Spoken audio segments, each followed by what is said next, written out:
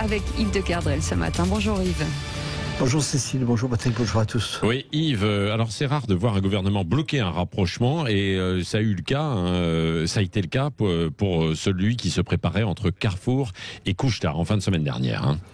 Oui, et c'est d'autant plus rare de la part d'Emmanuel Macron qui, depuis 3 ans, organise chaque année, à cette époque-ci, en janvier, un grand forum à Versailles, un forum où il invite le gratin des affaires mondiales pour les inciter à investir en France.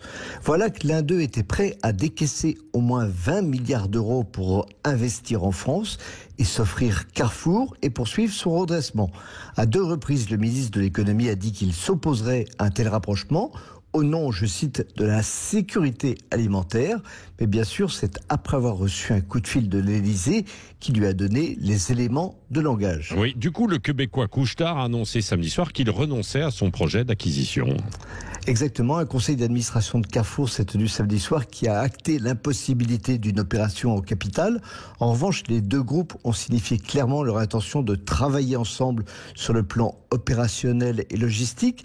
Ça veut dire qu'ils sont tout de même un peu fiancés et qu'ils se disent que messieurs Macron et Le Maire ne sont peut-être pas éternels. C'est une manière de garder au chaud le projet de rapprochement que supportent les 3 grands actionnaires de Carrefour, dont Bernard Arnault. Car Bruno Le Maire a donné une toute autre explication au patron de Couche-Tard, qui a traversé l'Atlantique pour savoir ce qui bloquait. Après l'avoir fait attendre 45 minutes, il l'a reçu 18 minutes dans son bureau pour lui dire « Vous ne croyez tout de même pas que je vais laisser vendre Carrefour à 15 mois de la présidentielle ?» Bon, donc c'est juste une opération un peu politicienne. C'est donc ça la vraie raison alors?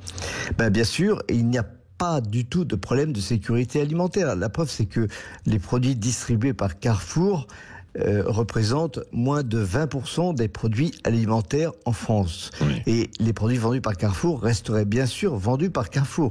Et ce n'est pas parce que l'acheteur est canadien qu'il y aurait plus de viande de caribou dans les étals de Carrefour et du sirop d'étable. Du sirop d'érable, pardon. Oui, absolument. Un peu fatigué. Oui. Plus sérieusement, ce qui s'est passé est très grave. Un président et un ministre, tous 2 libéraux, se sont assis sur la liberté d'entreprendre. La liberté d'entreprendre, c'est la liberté de s'allier avec qui on veut pour faire un projet un peu plus grand. C'était ce que voulait Carrefour. Même sous François Mitterrand, cela ne s'était jamais vu.